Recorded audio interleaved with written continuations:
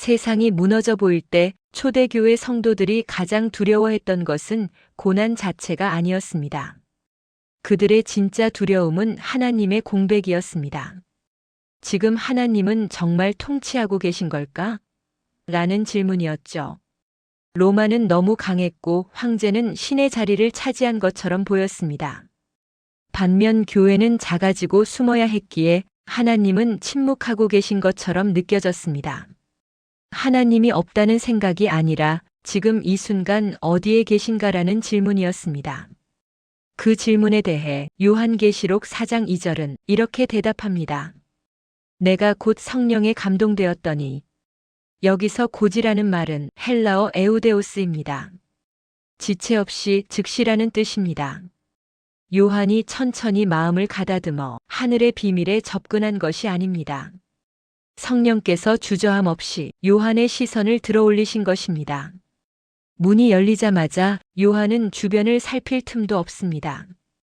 주님은 요한의 시야를 교정하셔서 가장 먼저 보아야 할 핵심을 손가락으로 짚어 보여주십니다. 보좌입니다. 보라, 하늘의 보좌를 베풀었고 그 보좌 위에 앉으신 이가 있는데 그 자리는 비어 있지 않았습니다. 하늘 문 너머에서는 단 한순간도 하나님의 통치가 멈춘 적이 없었습니다. 이 장면을 들은 성도들은 비로소 숨을 내쉬었을 것입니다. 하나님이 늦으신 게 아니었구나. 우리가 버려진 것도 아니었구나. 하늘의 중심은 한순간도 비어 있었던 적이 없었구나. 그래서 요한계시록 4장 2절은 설명이 아니라 안도입니다. 요한은 3절에서 그 보좌 위에 계신 분을 묘사하기 시작합니다. 그런데 그는 얼굴을 말하지 않습니다. 형체도 윤곽도 이목구비도 말하지 않습니다. 그는 이렇게 말합니다. 앉으신 이의 모양이 벽옥과 홍보석 같고, 여기서 요한은 이렇다고 말하지 않습니다. 같다고 말합니다. 헬라어로는 호모이오스, 비슷하다는 표현입니다. 이 말은 곧 이런 선언입니다. 이분은 인간의 언어와 형상으로 붙잡을 수 있는 분이 아니다. 성경에서 투명한 빛은 하나님의 범접할 수 없는 거룩을, 붉은 빛은 불의를 용납하지 않는 공의로운 심판을 암시합니다. 요한은 지금 그 거룩함과 공의가 보좌 위에서 동시에 뿜어져 나오고 있음을 보고 있는 것입니다. 놀라운 것은 이 어미한 보좌를 초록빛 무지개가 둘러싸고 있다는 점입니다. 무지개는 심판 중에도 자기 백성을 기억하시겠다는 언약의 표징입니다. 붉은 심판의 기운조차 결국 생명을 회복시키려는 초록빛 언약 안에 갇혀 있다는 안도감을 줍니다. 단순히 아름다운 보석을 나열한 것이 아닙니다. 이 보석들은 구약에서 대제사장이 하나님의 백성을 대표해 가슴에 붙이고 섰던 흉패의 보석들을 자연스럽게 떠올리게 합니다. 이는 보좌에 앉으신 분이 심판주이기 전에 자기 백성을 외면하지 않으시는 분임을 암시하는 장면입니다. 이 말씀을 듣던 초대교회 성도들은 이렇게 느꼈을 것입니다. 로마 황제는 자신의 얼굴을 동전에 새기고 신전에 세워 세상의 주인이 되려 했습니다. 그러나 요한이 본 하나님은 얼굴이 없습니다. 형상이 없습니다. 소유될 수도 없습니다. 그분은 황제보다 멀리 계신 분이 아니라 황제가 흉내낼 수조차 없는 전혀 다른 차원의 통치자이기 때문입니다. 그래서 요한계시록 4장 3절은 하나님을 보여주는 장면이 아닙니다. 하나님을 설명할 수 없게 만들어 오히려 경외하게 만드는 장면입니다. 4절에서 요한은 그 보좌 주변의 장엄한 질서를 목격합니다. 24명의 장로들은 모두 보좌를 둘러싼 자리에서 흰옷을 입고 금관을 쓴 채 각자의 보좌에 앉아 있습니다. 이 앉아있음은 하늘의 통치가 이제 막 시작된 불안한 통치가 아니라 이미 결과가 확정된 상태임을 보여줍니다. 세상의 권력은 자리를 지키기 위해 끊임없이 싸워야 하지만 하늘 보좌 주변의 이들은 오직 주님의 공로로 완벽한 안식을 누리고 있습니다. 24라는 숫자는 구약의 12지파와 신약의 12사도 곧 하나님의 백성 전체를 대표하는 숫자입니다. 요한은 말하고 있는 것입니다. 하늘 보좌는 하나님 혼자만의 자리가 아니라 이미 너희를 위한 자리가 준비된 곳이라고 말입니다. 그들이 입은 흰 옷은 자기 의로움의 결과가 아닙니다. 주님께 인정받았고 받아들여졌다는 표식입니다. 그리고 그들이 쓴 관은 왕관이 아닙니다. 헬라어로 스테파노스, 끝까지 충성한 자에게 수여되는 승리자의 면류관입니다. 즉, 이들은 왕이 아니라 왕이신 분의 승리에 참여하여 영광을 선물로 받은 자들입니다. 이곳은 단순한 통치 회의실이 아닙니다. 구약의 24반차 제사장 체계를 떠올리게 하는 이곳은 예배가 곧 통치가 되는 거룩한 공간입니다. 하늘의 질서는 지배가 아닌 하나님께서 맡기신 자리들을 함께 감당하는 질서로 유지됩니다. 그래서 이 장면은 고난받던 성도들에게 이렇게 들렸을 것입니다. 로마의 감옥에 있느냐? 세상에서 내 자리가 지워졌느냐? 기억하라. 하늘에서는 이미 너희의 자리가 흰옷과 금관으로 준비되어 있다. 5절은 그 보좌에서 실제로 무엇이 뿜어져 나오는지 보여줍니다. 보좌로부터 번개와 음성과 우레소리가 나고 보좌 앞에 7 등불이 켜져 있으니 이는 하나님의 7 영이라. 여기서 가장 중요한 표현은 보좌로부터입니다.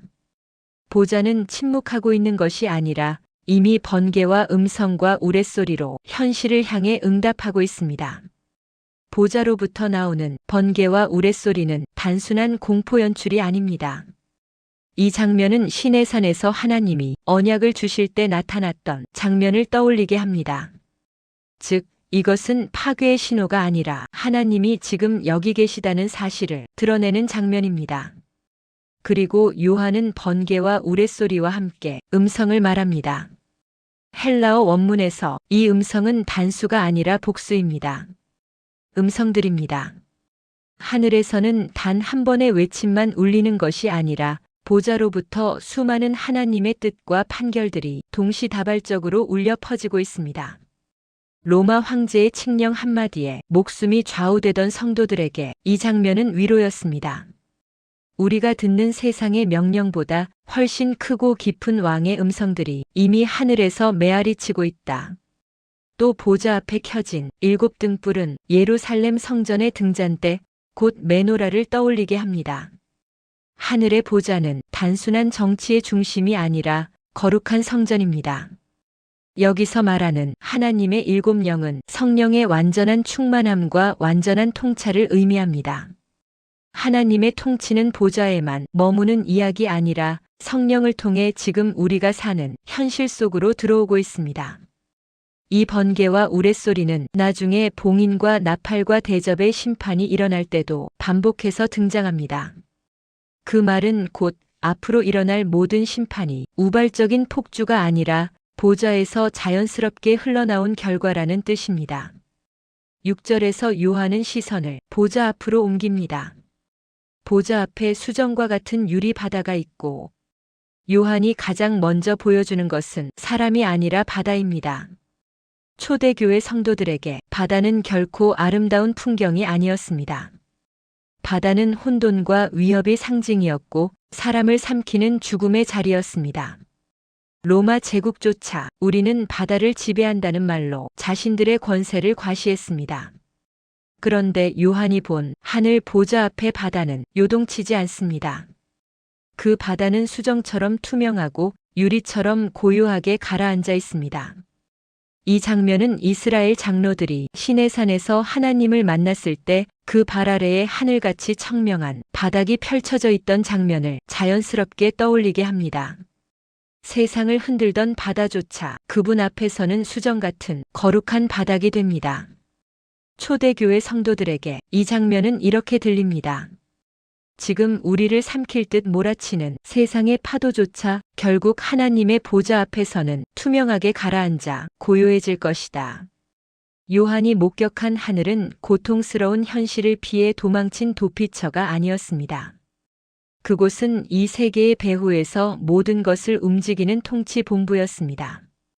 우리는 현실의 소음 때문에 하나님이 부재하신다고 느꼈지만 하늘 문 너머의 보좌는 단 한순간도 비어 있었던 적이 없습니다. 그 중심에는 흔들리지 않는 주권이 있고 그 주변에는 우리를 위해 예비된 완벽한 질서가 있으며 그 보좌로부터는 침묵을 깨는 왕의 응답이 끊임없이 흘러나오고 있습니다. 우리를 삼킬 듯 몰아치던 세상의 혼돈조차 그분의 발 앞에서는 수정 같은 유리 바다가 되어 고요하게 멈춰 섭니다. 세상은 아직 요동치고 로마의 위협은 여전해 보이지만 하늘의 시선은 이미 누가 진짜 주권자이며 이 역사의 결론이 어디에 있는지를 확정하고 있습니다. 요한계시록 4장은 우리에게 두려운 미래를 예고하는 책이 아닙니다. 모든 역사가 결국 비어있지 않은 하나님의 보좌 아래에 있음을 보게 함으로써 오늘을 견딜 가장 강력한 안도를 선물하는 책입니다. 요한은 이제 보좌 주위를 보게 됩니다. 그 보좌 앞에서 누가 깨어 있는지를 보여줍니다. 내 생물, 눈으로 가득한 존재들. 그들이 왜 하나님 앞에서 가장 가까운 자리에 있는지 다음 장면에서 확인하게 됩니다.